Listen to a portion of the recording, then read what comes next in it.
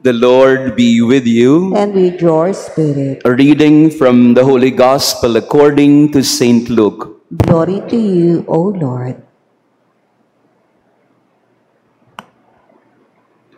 Jesus said to his disciples, "A good tree does not bear rotten fruit, nor does a rotten tree bear good fruit. For every tree is known by its own fruit. For people do not pick figs from thorn bushes, nor do they gather grapes from brambles. A good person out of the store of goodness in his heart produces good, but an evil person out of a store of evil produces evil. For from the fullness of the heart, the mouth speaks. Why do you call me Lord, Lord, but not do what I command? I will show you what someone is like who comes to me, listens to my word, and acts on them. That one is like a man building a house who dug deeply and laid the foundation on rock. When the flood came, the river burst against that house, but could not shake it because it had been well built. But the one who listens and does not act is like a person who built a house on the ground without a foundation. When the river burst against it, it collapsed at once and was completely destroyed." The Gospel of the Lord. Praise to you, Lord Jesus Christ. Please be seated.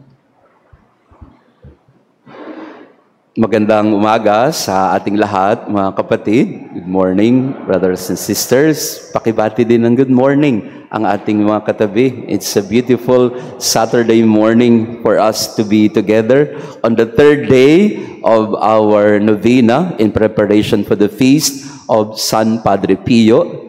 To our online parishioners who are with us also, your prayers are with us this morning.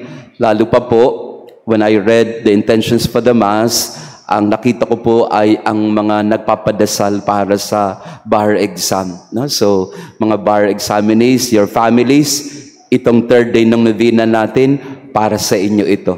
No? Pinagdadasal namin kayo. Meron tayong isang particular intention dito. Sabi niya, Father, pang-apat ko na po ito. Pang-apat na. At hindi pa rin siya talaga susuko. And I love that. I love that perseverance na hindi tayo sumusuko. Kasi yun ang sinasabi sa ating ebanghelyo ngayon. Kailangan tayong nakatayo sa isang matatag na pundasyon. At ano yung matatag na pundasyon ng isang tao na yung kanyang buhay ay nakaugat sa pagtitiwala sa Diyos? Listening to the word and living by it. That is a man who builds his house on a strong foundation. Matatag ang isang tao, hindi dahil malakas ang kanyang katawan o matikas ang kanyang tindig. Malakas ang isang tao dahil sa kanyang pananampalataya. Amen? Kaya nandito po kayo ngayong umaga dahil alam natin sa tulong ni San Padre Pio, tayo ay mapalalakas ng Panginoon sa pag-asa at pananampalataya. This is more like a legend, but this could be a true story. Alam naman natin yung minsan si Padre Pio daw ay nakaupo sa kanyang tent of pardon, sa kanyang kumpisal. Tapos may lumapit na penitent, isang napakagandang lalaki, napakatikas, at he came to Padre Pio as a very handsome, wholesome guy, and coming to confession, but he was not seeing any remorse in that young man. Padre Pio was asking himself, what could be in this man? Dahil nagkukumpisal siya sa kanyang kasalanan, pero parang wala siyang nararamdaman na guilt, pagsisisi, o paghahangad na makapagbalik loob. On the outside, the young man looked so strong. And indeed he was, because he was also confessing his sins, but showing no remorse. Instead, able to justify and get his way around the confession of his sins. Then Saint Padre Pio, as they say, realized that this is not an ordinary penitent. He was, in fact, looking at the devil himself. And when Padre Pio realized that, he was able to see through the facade of this handsome young man. Na sa loob pala ay bulok. Sa labas, pwedeng maayos. Pero sa loob ay puno ng karumihan. If we want to build our lives on a strong foundation, we have to begin once more and always from the inside. Ang sabi ng Panginoon sa ating ebanghelyo ngayon, from the fullness of the heart, the mouth speaks. From out of a store of good things, produces good things as well. But out of a store of wickedness inside, comes also the bad things. Kaya ang magandang paalaala sa atin sa pangatlong araw ng ating nobenaryo, ang ating pananampalataya, ang ating pag-ibig sa Diyos, ang ating pagiging mabuting Kristiyano ay nakikita ng Diyos lamang. Pwedeng makita ng iba yung kabutihan, pwedeng makita ng iba ang iyong mga ginagawa, pero hindi nila alam kung ano yung nasa kalooban. At yun ang biyayang binigay kay San Padre Pio. Again, according to many stories, lalapit ka pa lang kay Padre Pio, alam na niya ang kasalanan mo. Pag ako po'y nandyan sa tent of pardon, ginaganon ko rin ni Padre Pio. Sige nga. Kasi pag nagpapakumpisal po ako, nasa likod ko si Padre Pio. No? If you go inside the tent of pardon, ang upuan ko po, ang nasa likod ko directly ay si Padre Pio. So bago pumasok yung penitent, sinasabi ko kay Padre Pio, Padre Pio, bigyan mo nga ako ng gift na malaman yung kasalanan ng papasok. Awan ng Diyos, wala ho. Pasalamat kayo. No? Pasalamat kayo. Di ko nalalaman talaga. Pero ang binibigay niya lagi sa akin, personally as a priest, is the gift of a compassionate heart. That you can never judge. You can only listen and love, and show the mercy and compassion of God.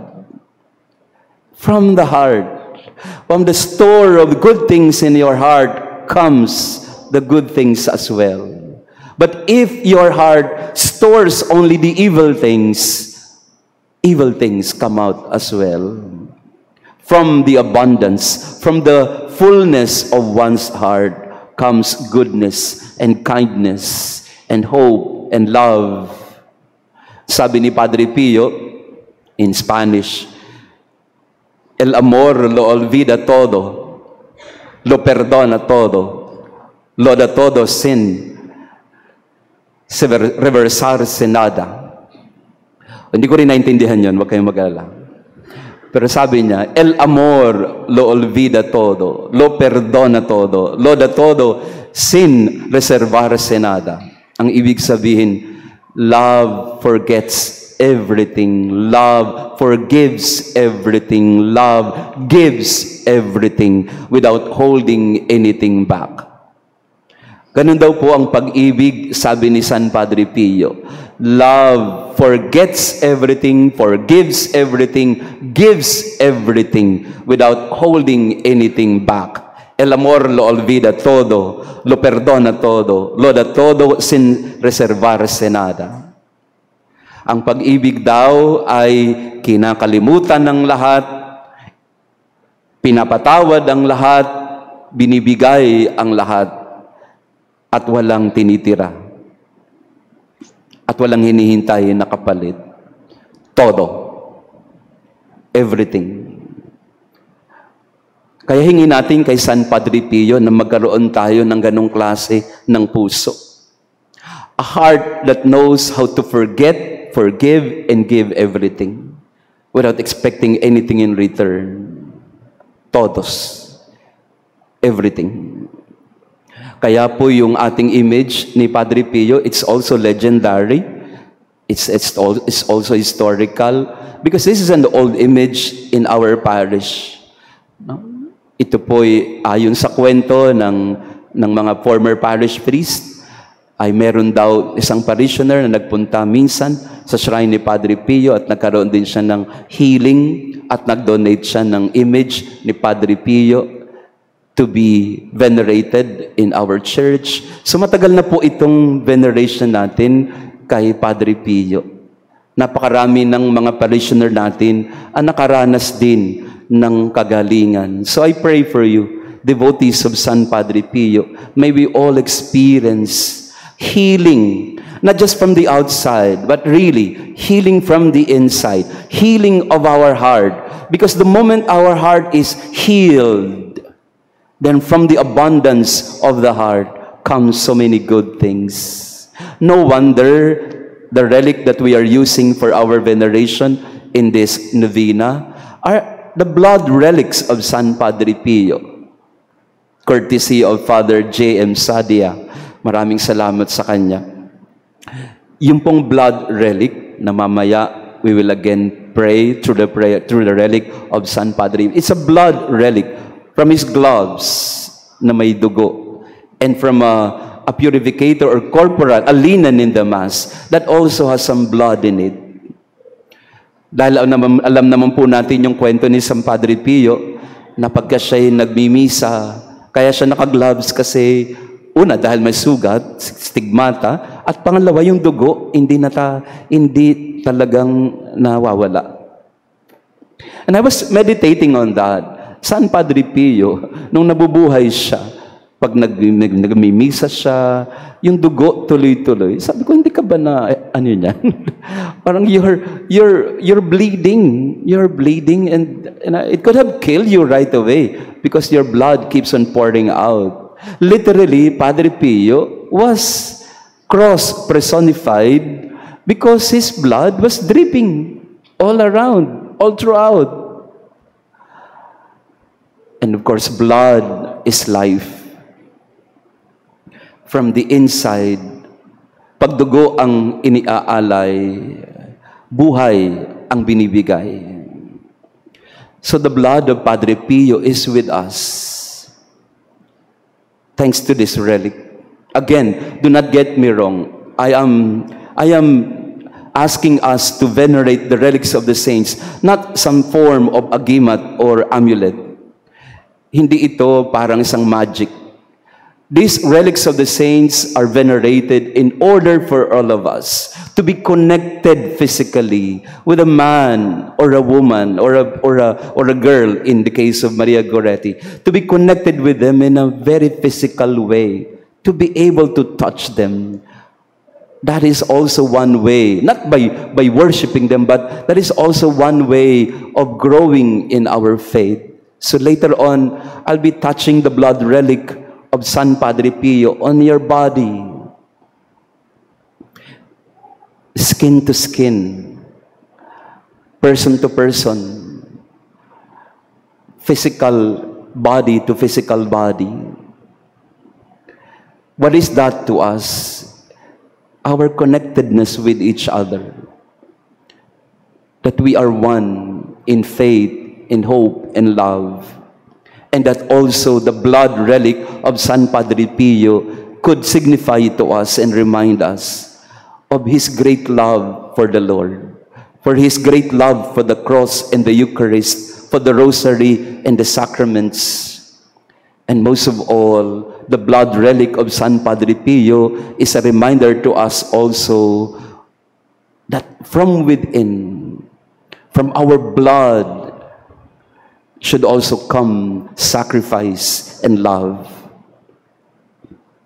And where is blood coming from to be pumped out to every part of the body? Comes from the heart. So kung gusto natin ng buhay, dugo na iaalay, kailangan magsimula sa puso. Kaya sa misang ito, I would like to invite all of you, let us ask San Padre Pio to heal, not our infirmities yet. Yes, we will go there. But I'd like us to ask Padre Pio to heal our hearts. Because if the heart is in order, if the heart is attuned to the love of God, if the heart is filled with goodness, if the heart is a store of good things, then many good things will come to us and from us as well.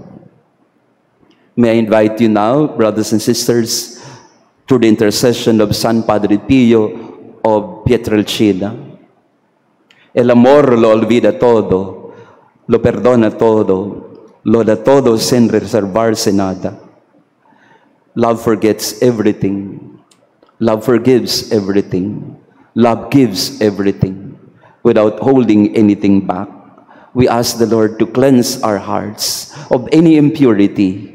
Let us ask the Lord to cleanse our hearts of any hurts and pains that we keep, the grudges that we keep inside. We ask San Padre Pio that through his intercession, from our heart, we store only kindness and love. And in our hearts, we store faith, hope, and love in the Lord.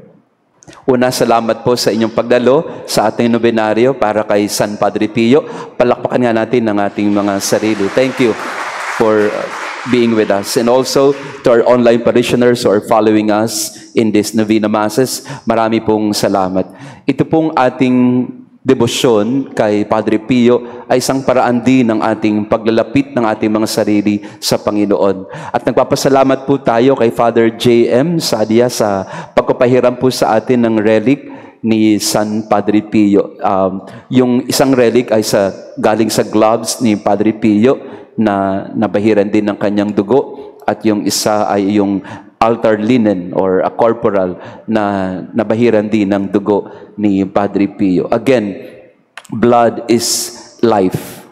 And in the blood of San Padre Pio, we can unite our own sufferings, our own sickness and struggles in life. So, for a moment po, I'd like to invite you to a short healing prayer with Padre Pio, after which, after the Mass, we will have a healing through the relic of San Padre Pio.